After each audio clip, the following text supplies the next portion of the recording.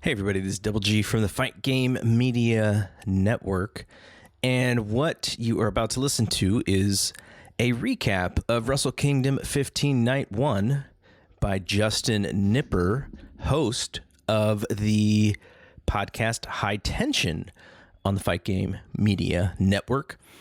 We're adding this to the free YouTube feed just as a taste of what we have on the Patreon. Wrestle Kingdom 15 Night 1 was a very fun show, specifically as you got towards the end of it with the two last matches. But I wanted to share this because I think High Tension is such an interesting show. If you're a fan of Japanese wrestling, I would suggest subscribing to our Patreon, which you can find at patreon.com/fightgamemedia. So check it out. Hope you enjoy it, and we will hopefully see you on the Patreon. 毎回言っておりますが、今日もハイテンションです。なぜハイテンションか分かりますか？分かりますか？分かりますか？チームライダーみんな分かりますか？分かんないですよね。なんで分かんないか？僕も分かりません。じゃあ分かんねえ。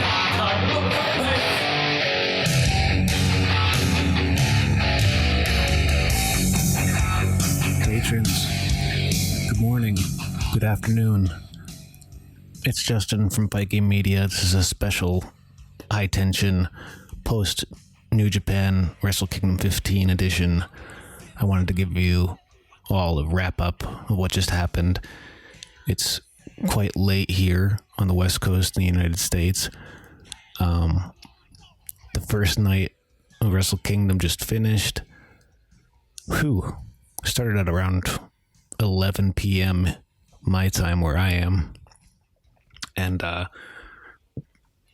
assume if you're listening to this right now, you more or less know the score with the first card. So let's jump right into it. So the first match was the New Japan Rumble. Yeah, it wasn't bad. It was all right. But it wasn't like the traditional Rumbles that we see that I often enjoy more for the novelty and the gimmick aspect of all of it. There weren't any surprise guests.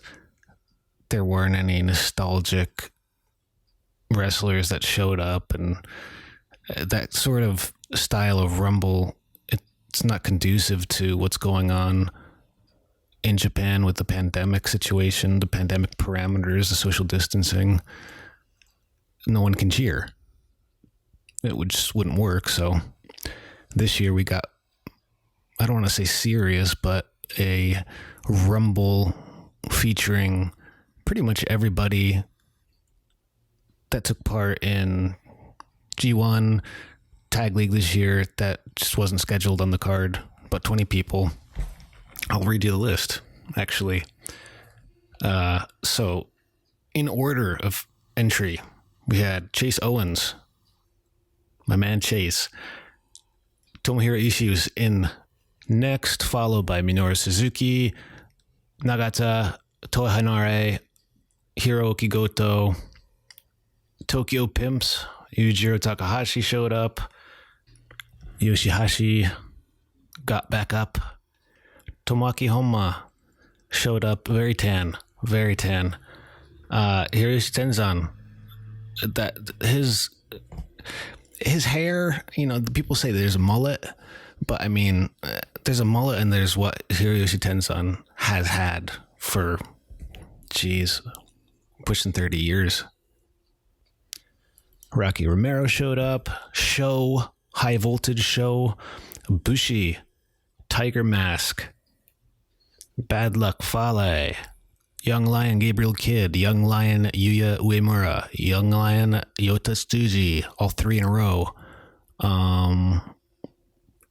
And lastly, Toriano showed up. So, okay, the deal with this match, the stipulation with this match is that it's a Rumble, like a Royal Rumble, okay?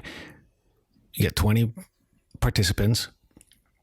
The last 4 will face off tomorrow in a 4-way King of Pro Wrestling match.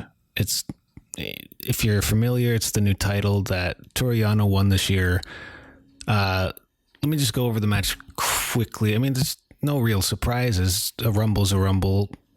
You saw a couple mini, not angles, of programs we'll probably see soon, right? Like Minoru Suzuki and Yuji Nagata went at it. They're always in some sort of program, and it's always really good. Gosh, what else happened in this of note? I did notice that when poor Hiroki Goto made his entrance, just before he hit the ring, the camera was fixed on Nagata and Suzuki, who were fighting on the apron, doing a spot, teasing, something big may happen. And then Toa Henare came over and dumped both guys out of the ring. And this was all during Goto's 20-second entrance. So inadvertently, a couple of the guys stole his heat upon entrance.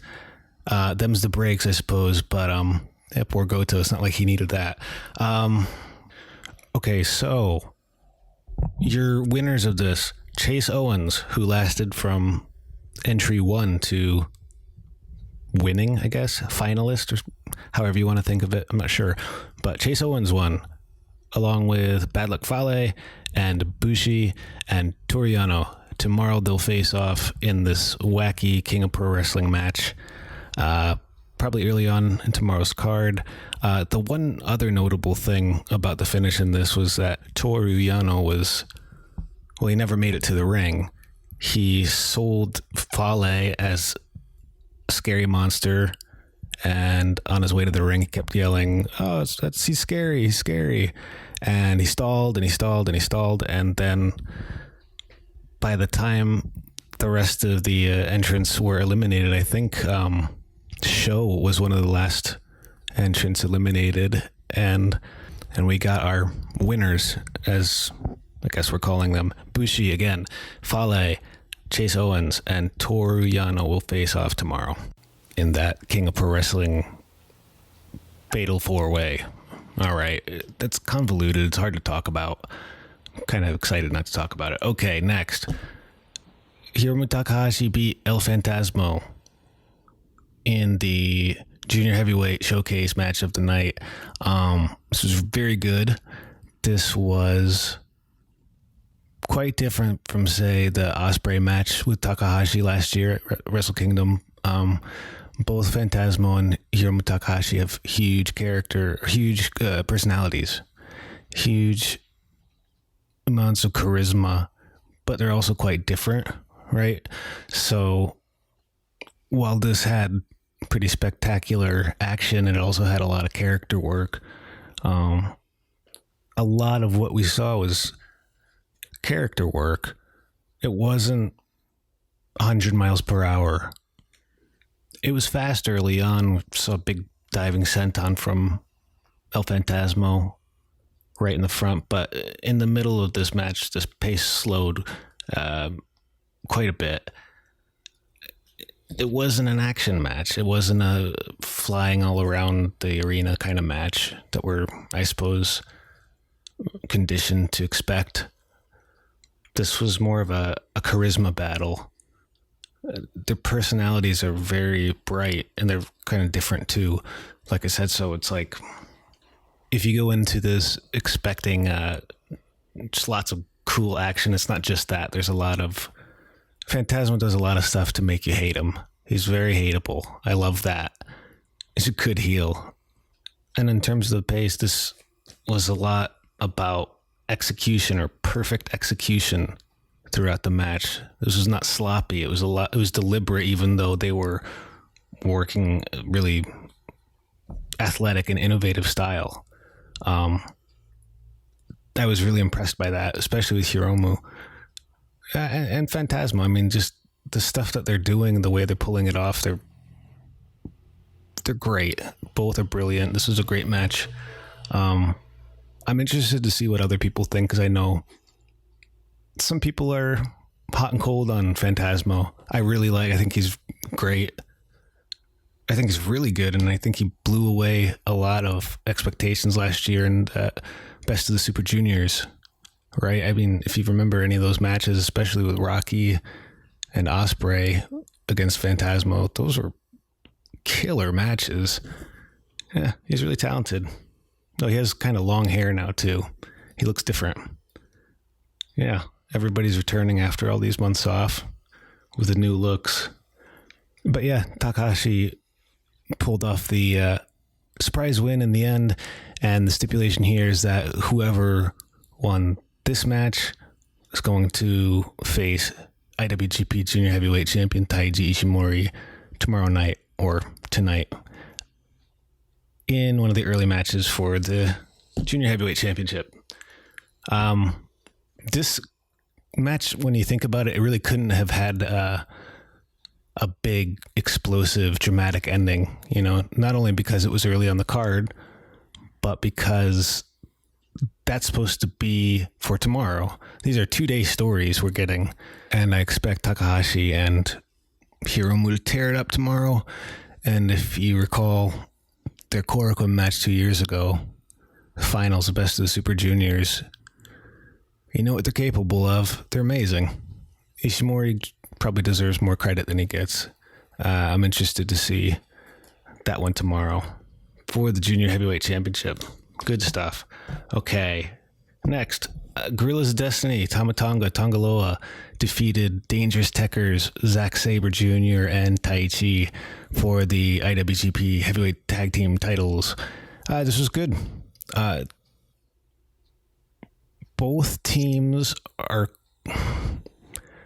somewhat not your typical New Japan teams. And what I mean by that is when we think New Japan, who comes to mind immediately?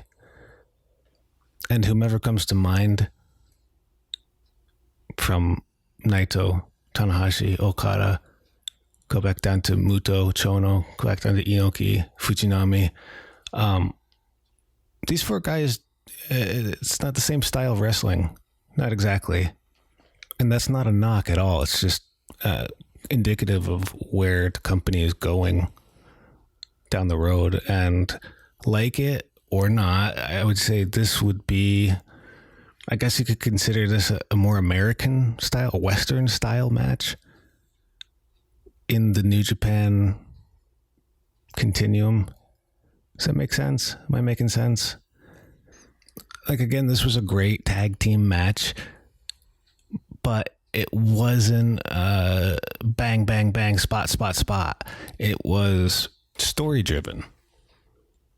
It had a lot to do. There's a lot going on with Taichi's Iron Claw, the one he inherited from Takashi Iizuka.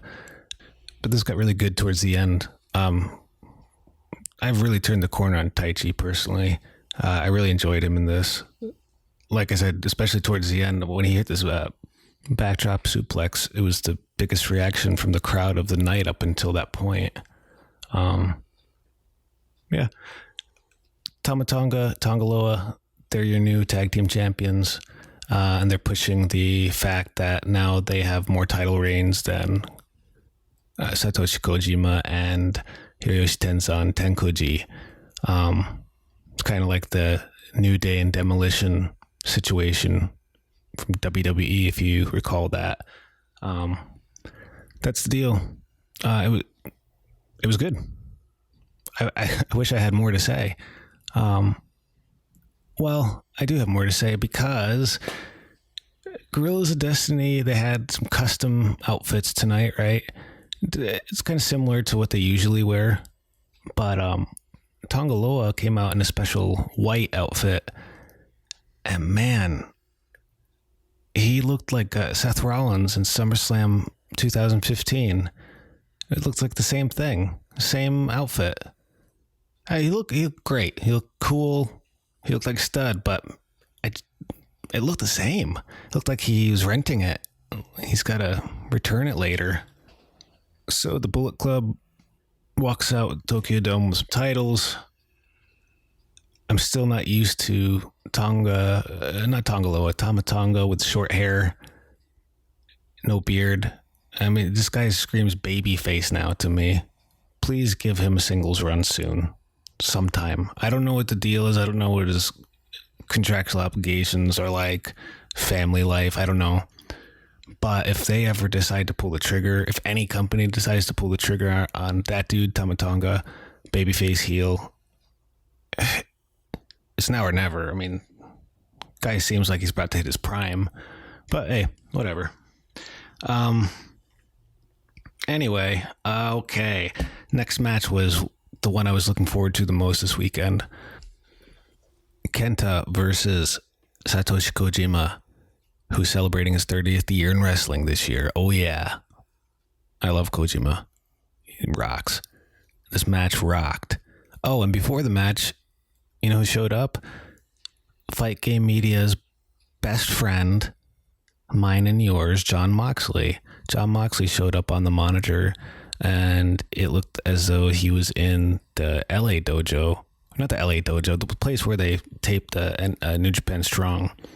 It looked like he was standing in the ring, and he cut a short, simple promo, pretty much letting everyone know that he's back in business, and whomever won the Kenta and Kojima match that was coming up, he would take him on, and that was that.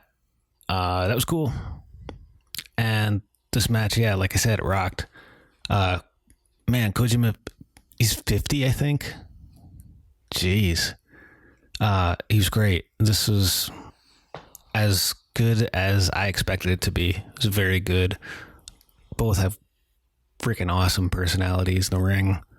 Kenta as a heel he really looks like he's relishing what he does. The meaner he can be, seems like somewhere deep down he might be enjoying it quite a bit.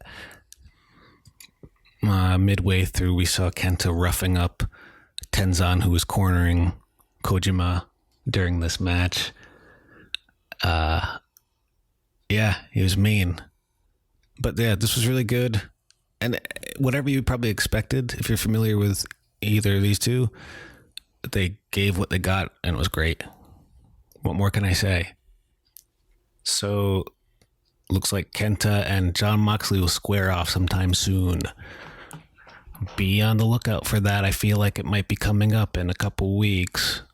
I have a strong feeling. You pick that up?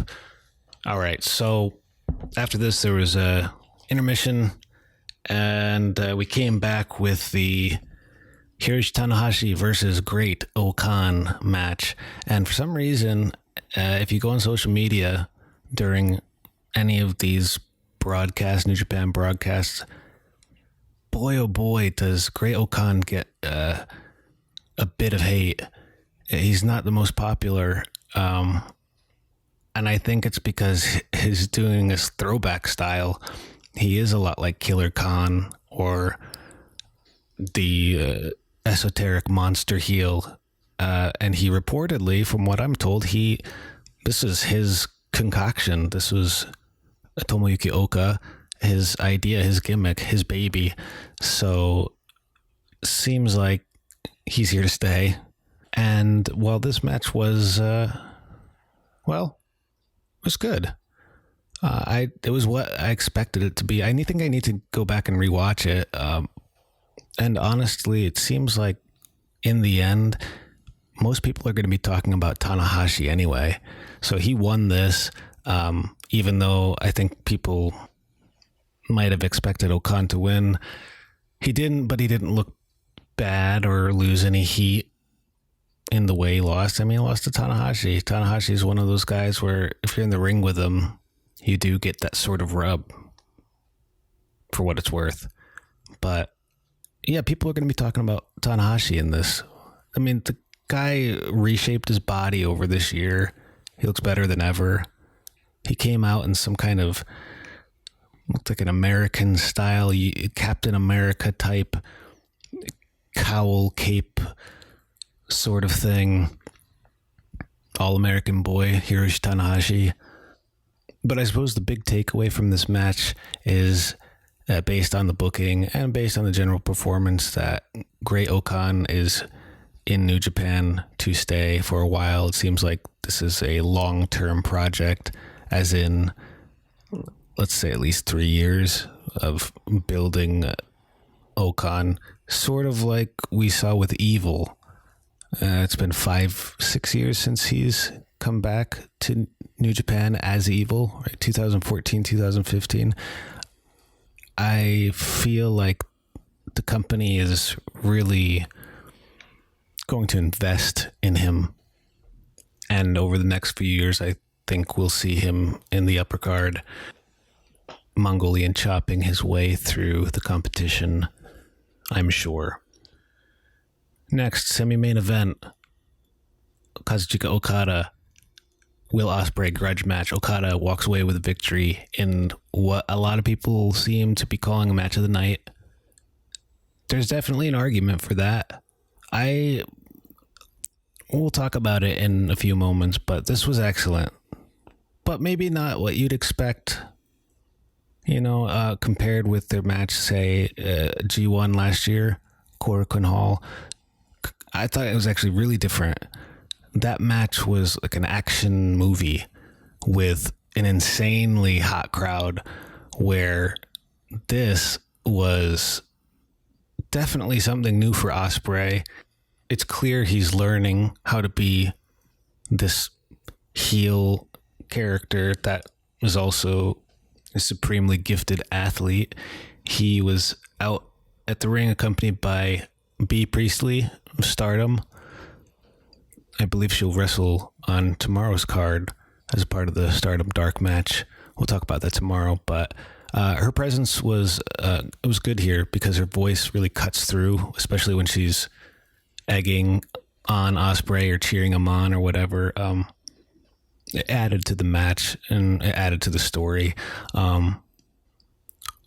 Okada was really impressive in this. That's not to say he's not usually impressive, but man, he ate his Wheaties before tonight for sure.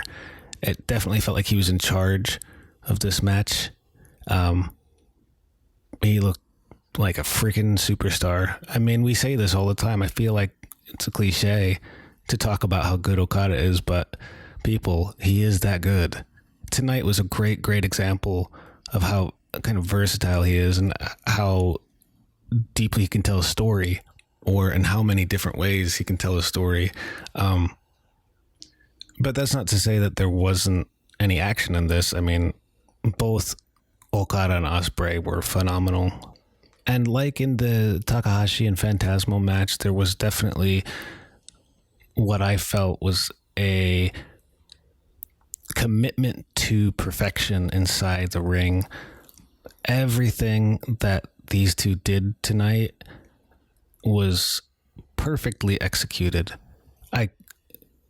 Some of the stuff we saw tonight was top level pro wrestling, top level athleticism, especially between Okada and Ospreay. And in some ways, this story somewhat mirrors Tanahashi and Okada's feud over the years, where Okada was the young up-and-coming punk, a little entitled, a little bit arrogant, though that's possibly neither here nor there.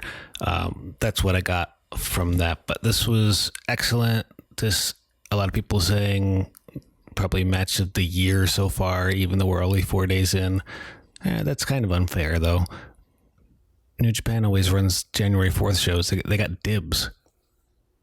So about the match, Okada fired up early on. Tope con hilo from him early on. We also saw Ospreay wrestling in what I would call more a subdued way. Okada was clearly leading throughout this, and we were watching Ospreay sort of learn how to be a heel. I mean, I suppose that's what he's been doing over the past few months. I do want to point out that Ospreay, I feel like he can be too self-aware. I notice him. You ever watch Saturday Night Live and you notice when the actors and actresses, they're looking off camera at the cue cards? I feel like Ospreay does his own version of this. I feel like when they do close-ups of him on television, we often see his eyes locking onto the camera, but in an unintentional way, or maybe an unconscious way, or maybe whatever it is. Sometimes I just get an awkward feeling and I can't explain it. And I think it might be, I don't know, he's a younger guy. I don't know if I can relate completely to him, but that hyper self-awareness, is it his generation? Am I off in saying that? I don't know. But I want to mention this now. And while, however good this was, this would have been so much better with the crowd. And needless to say, that goes for everything tonight and everything this year. But I don't know when we'll stop questioning that, or when we'll stop bringing that up. When is the standard going to change in our head, or the perception of what the standards are? Okay, I feel like I'm going off a little bit into the weeds here, and I know it's late. I might be rambling, so sorry about that, but let's wrap this up. Anyway, great match, Okada, Ospreay. Finally, I think this might be my personal favorite match of the night. Tetsuya Naito and Kota Ibushi for the IWGP Double Championships. Ibushi, he did it. He won in a match that was quite different from Okada and Ospreay. Listen, if you've seen any of their matches before, this one was a lot like those, but more intense. The stakes were at their highest. Both of these guys were trying to prove something, I think, especially Ibushi. His intensity compared to how he was just 6 years ago, is so different, is so much more developed. And it's, you know, his whole gimmick this year is that he's going to become God. He's going to transcend everything that he wasn't able to surpass in the past in New Japan. He's won 2 G1 Climax tournaments. He hadn't done that before. I mean, just go and look at a picture of Kota Ibushi in, say, 2014 and look at how he looks today. Just look at his body. I mean, the guy has like Ninja Turtle muscles. Okay, he has like 3 circles on each arm for his muscles. He does look like a cartoon character or somebody that has transcended everyday expectations of what he should be, or what a wrestler could be. These two early on was a much slower pace compared with Ospreay and Okada. The semi-main event was definitely more story-driven or character-driven, whereas these two, we know how familiar they are with each other, and this felt very loose or very give and take early on, call it on the fly sort of style, but slower than the match before. Up until around like 17 minutes into this, that's when this main event started to build. There were some crazy gifable Frankensteiner spots in this. Ibushi flew in the air like I've never seen somebody do what he did. He just jumped off the apron and did a Frankensteiner to Naito, and Naito landed on the floor, but it looked unreal. And just a couple minutes after that, 20 minutes or so in, 25 minutes in, Naito does a top rope reverse Frankensteiner. Just madness. Great finish. The last couple minutes of this were very, very good. They were really cooking around 25 minutes, And in the last couple finishes in this, Naito landed 2 Destinos. Ibushi blasted Naito in the face with a total of 3 Kamigoe to put him away in the end to win the match. Whew. That was something. I don't know if this is their best match compared with, say, MSG or last year's Tokyo Dome. Last year's Tokyo Dome match, was it last year? Maybe 2 years ago? That one got really out of control with the neck stuff. This, I guess, was tamer, and this was very, very much more about Ibushi. It was emotional performance. Really, he was really intense in this. I was really impressed because for years he never showed much of anything that was inside of him, and tonight it was appropriate. It was intensity that was appropriate to the story that's been, I guess, 2 years or so going now. I would trace it back to last year's G1. So it was a great build. And in the end, Ibushi put Naito away clean. Naito handed over both belts, IWGP Intercontinental and Heavyweight Championships. And that's that. He'll face Jay White tomorrow. Oh, one more thing I liked about this. After the match, Ibushi and Naito looked dead. They sold like they'd just been in an actual war. And maybe a minute or two after the match had ended, Ibushi sort of, quote unquote, woke up and pinned or repinned Naito. It was a nice touch. Ibushi went all out in that regard. So after the match, Jay White showed up in his black suit and cut one of his more succinct promos. I sometimes tend to think he rambles a bit, but he was very good here. He called Ibushi a fraud and jaw-jacked. Ibushi said some words after the match too. They sold tomorrow night's match. No surprises, but in a good way, not a boring, predictable way. Because going into this, I could have seen Naito winning, absolutely, and him losing tonight leads me to believe, I'm just guessing here, but based on his body, age, and just career trajectory, I'm not sure how active he'll be this year. If he doesn't have anything going on, we might see him less and less in singles matches. I don't know. I'm not basing that on any actual facts. I'm just speculating. It's very late here. Did I mention that? If I'm nuts or I sound nuts, I'm using that as the excuse. Capiche? Okay, so I'm wrapping it up for tonight, but I will return tomorrow with a recap from night 2. So we will have Ibushi versus Jay White for the double championships, plus Shingo Takagi versus Jeff Cobb, which I'm very excited for, and grudge match Sanada versus Evil, which I'm also very excited for, even though I don't think many of my friends are. We'll talk about that tomorrow. We'll see how it goes. So if I missed anything, email me, justin@fightgamemedia.com. I don't think I did. Okay, I will be back tomorrow with Wrestle Kingdom 15 Night 2 recap. And I hope to have more energy because this is high tension. And I find that when I go on to these podcasts and I listen back to myself, I have no energy. I'll see what I can do about that tomorrow. Try to have more vigor. Okay?